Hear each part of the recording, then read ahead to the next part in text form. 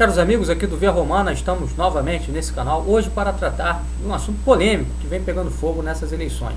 Afinal de contas, Bolsonaro é fascista ou não é fascista? É a pergunta que nós vamos responder hoje. Agora, para a gente entender isso, a gente precisa primeiro entender o que é o fascismo e quais são as várias vertentes explicativas a respeito do fascismo. Estou até pensando em breve montar um curso aqui no canal Via Romana sobre fascismo, a história do fascismo, porque há muita dúvida sobre esse assunto e a discussão, infelizmente, está viciada por ideologismos que impedem as pessoas chegarem ao cerne do assunto, ao cerne do problema. Então, em primeiro lugar, eu gostaria de dizer o seguinte: o fascismo é uma realidade que pode ser atribuída a diversos regimes que existiram historicamente aí, da década de 20 até a década de 40, 50, ou seja, o período aí chamado entreguerras, não é? Geralmente, os historiadores classificam como fascistas regimes como o regime nazista na Alemanha, o fascismo italiano de Mussolini, né? O regime salazarista em Portugal, o regime falangista de Franco na Espanha, o legionarismo lá da Romênia, de Corneliu Codreanu, o pensamento do rexismo também, Leon Degrelle, e etc. Ou seja, segundo os historiadores, nós tivemos aí, ao longo desse período, vários fascismos, cada um com uma característica própria, porque eles tinham acentos próprios em razão das nações, dos países onde surgiam, dado que os fascismos são, no geral, nacionalismos, e dado que os nacionalismos eles se identificam, no geral também, com as culturas específicas de cada país, de cada nação. Então, quando a gente fala de fascismo, a gente não pode esquecer que, na verdade, estamos falando de fascismos, ou seja, de várias experiências historicamente dadas de nacionalismo dentro aí do período entre guerras, ou seja, o período que vai entre a Primeira Guerra Mundial e a Segunda Guerra Mundial, um período de crise na Europa, de crise no mundo, né? E essa crise explica muito do fenômeno fascista. Mas a gente não vai entrar nesse mérito hoje. A gente quer entender primeiro qual o conceito que, por exemplo, hoje em dia a dita esquerda aqui no Brasil e também fora do Brasil usa para classificar as pessoas como fascistas e procurar entender se realmente isso aí faz sentido ou não e se Bolsonaro é ou não fascista. Veja bem, eu não estou aqui defendendo Bolsonaro, nem estou também criminalizando Bolsonaro. O que eu quero aqui nesse vídeo é entender, ajudar você, inclusive, a entender, a compreender e refletir sobre o que é realmente o fascismo, se é possível atribuí-lo a Bolsonaro sim ou não, ok? Então, em primeiro lugar, nós temos que lembrar do seguinte: o conceito que hoje as esquerdas assumiram de fascismo é um conceito que vem de autores da escola de Frankfurt, entre eles Theodor Adorno, ok? Ele tem um livro, Educação Depois de Auschwitz, onde ele faz uma caracterização do que é o fascismo, do que seria a ideia de fascismo, uma ideia, vamos dizer assim, universal, uma ideia ahistórica de fascismo. E com base nessa ideia de fascismo, que seria, segundo Adorno, aplicável a vários fenômenos históricos, né, e não apenas aos fenômenos que aconteceram no período entre guerras, um outro autor, chamado Ernest Nolte, um autor alemão, que escreveu um livro chamado Fascismus in seiner Epoch, ou seja, o fascismo em sua época.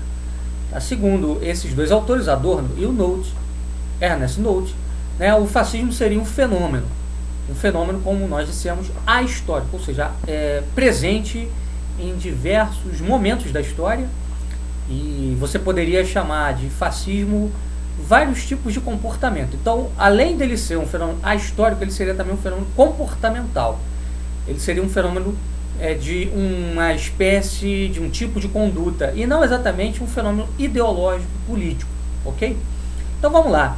O Nolte, né, ele cita o seguinte, vou pegar aqui a citação do Ernest Nolte, em que ele diz o seguinte, para vocês entenderem: assim, malgrado Mussolini, Hitler e seus êmulos de todos os tipos reivindicarem originalidade histórica, todos em verdade propunham o mesmo programa, partilhavam a mesma concepção de um mundo, criavam mecanismos similares de manipulação de massas, votavam o mesmo ódio e desprezo pelo liberalismo, pelo socialismo e perseguiam da mesma forma minorias identificadas com a alteridade, tais como judeus, homossexuais, comunistas ou deficientes físicos.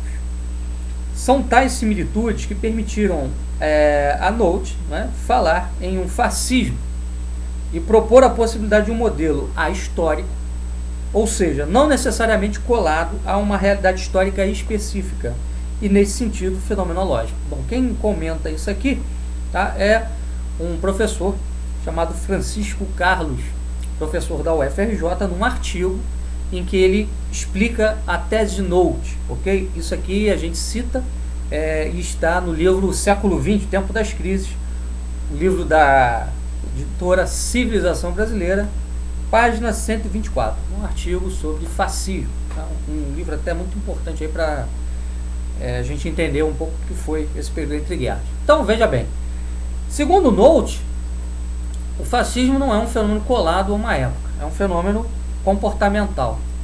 E segundo Nolte, haveria uma cosmovisão comum entre o fascismo italiano, o nazismo alemão, o salazarismo, o franquismo, o legionarismo, etc. Tá? Não haveria, né, uma originalidade em cada um deles, ok? O que vai, por exemplo, na contramão do que dizem os próprios fascistas. Se você pega os textos de época, se você pega as obras dos fascistas da época, né, século XX aí, período da era entre guerras, né, o período entre guerras, você percebe que eles procuram ressaltar as diferenças entre um programa e outro, uma ideologia e outra, né? Se a Alemanha nazista, por exemplo, fazia menções à grandeza do Reich de Guilherme Hohenzollern, né, a Itália fazia menções à grandeza do Império Romano, coisas diferentes. Assim como o franquismo, né, tinha outras referências também na sua base ideológica. Mas, segundo Nolte, segundo esses teóricos aí que se baseiam em Adorno, Nolte, etc., que é o que a esquerda hoje usa para falar de fascismo, né, o fascismo seria um fenômeno de conduta e estaria presente em vários momentos da história. Enfim, seria um fenômeno que poderia estar acontecendo inclusive agora no Brasil, né? E é com base nisso que eles dizem que Bolsonaro é fascista, tá? Bom, em geral, a concepção desse pessoal é a seguinte, como está bem esclarecido aqui, né? Bom, o fascista, ele tem um discurso de ódio, né? Uma coisa muito genérica, né? Por sinal, porque discurso de ódio, o comunismo tem também. O comunismo tem um discurso de ódio à classe burguesa. O que é a luta de classes comunista? É a ideia de que só o ódio entre as classes poderá levar a uma solução do problema social. E isso é o motor da revolução que vai acontecer no fim dos tempos, no fim da história, e que vai trazer a libertação da humanidade. Então há um discurso de ódio também no comunismo, né? No liberalismo, se a gente pega o liberalismo lá dos primórdios, né, do século XVIII e tal, a gente vê também um discurso de ódio. O ódio é o quê? O absolutismo, dos reis, né, ao Estado confessional, ao papel da igreja na política, né, um ódio ao obscurantismo e etc. Então, assim, todas essas ideologias, elas têm um alvo. Elas têm um alvo ao qual elas direcionam o seu ódio. Isso não é, de forma alguma, uma característica do fascismo, né? É uma característica de ideologias políticas, né?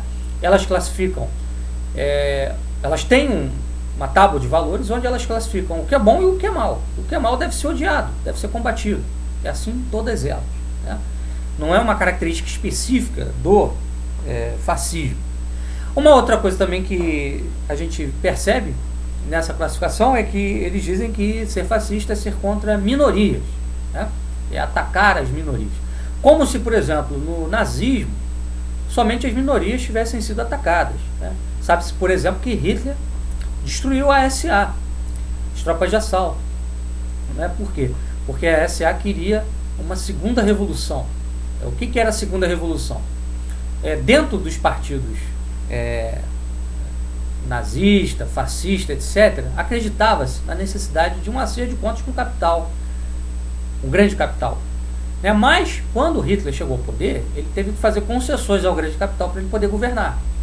Então, imaginava-se o seguinte, que aquela concessão teria sido a primeira revolução, ou seja, o passo necessário para tomar o poder, mas seria necessário uma segunda revolução, ou seja, um acerto de contas definitivo com a grande burguesia para criar uma nova elite dentro do país que fosse descompromissada com o capital internacional, com o capital, com o capitalismo propriamente dito, que era visto pelo pensamento de Hitler, pela Mein Kampf, pela ideologia nazista, como o fruto de um projeto judaico para dominar a Alemanha. O que Hitler fez? Hitler eliminou as SA, porque se ele não o fizesse, ele não conseguiria governar a Alemanha com o apoio dos setores do empresariado, que tinham se ligado ao regime justamente para sobreviver. E o regime também tinha se ligado a eles para poder ter apoio, base social e, consequentemente, poder governar. Enfim, então não foi uma perseguição somente a minorias, houve perseguição dentro do próprio movimento nazista, ok? Bom, perseguição a minorias, isso existiu até mesmo dentro dos regimes de esquerda, ou não? Se a gente pega, por exemplo, a União Soviética e outros países, a gente percebe que muito desse discurso da esquerda de, olha, Bolsonaro é racista, Bolsonaro é machista, Bolsonaro é homofóbico, e isso designa que ele seja um fascista, muito disso existiu também nos regimes de esquerda, os regimes socialistas que nós tivemos no século XX. O socialismo real teve isso também. Vamos lá, há um exemplo. Na Rússia soviética, Stalin fez o quê? Um programa de reacomodação populacional. Ele retirou das repúblicas bálticas, Letônia, Lituânia, Estônia, população local, para repovoar a área com russos que vinham do centro da Rússia. Justamente para quê? Para impedir movimentos de resistência ao poder soviético ali na região. Essa população era classificada como lixo racial, ok? A mesma coisa fez-se na Ucrânia, ou seja, houve uma política racial de eliminação mesmo de ucranianos e substituição deles por russos. Então houve racismo também, houve práticas de racismo também no mundo da esquerda, no mundo do socialismo. Fala-se, por exemplo, de homofobia, mas esquece que em todos os países socialistas do século XX, a prática homossexual era criminalizada. Em Cuba havia paredão para gays, não é isso? E machismo, a exaltação, por exemplo, da figura da mulher como dona de casa, isso foi muito comum na era stalinista. Stalin valorizava muito a ideia da família, a mulher como dona de casa, o homem como produtor e tal. Isso foi, inclusive, basicamente, ali no período, sobretudo, da Segunda Guerra Mundial, muito exaltado, muito trabalhado em termos de cultura política. Por quê? Porque o regime precisava fortalecer-se internamente, fortalecer a sua malha social interna para lutar contra o inimigo nazista. Enfim, então essas coisas existiram também em regimes de esquerda. Isso não pode designar, nem designa, efetivamente alguém como fascista ou não fascista. Existem outros elementos muito mais importantes para determinar se alguém é ou não. Então, Bolsonaro é ou não fascista? Bom, existe uma tese também na linha dessa teoria de Nolte, de Adorno, de que, por exemplo, o fascista seria uma personalidade autoritária, ou um sujeito que teve um problema na sua formação psicológica e que passou a desenvolver uma personalidade agressiva na sua vida adulta.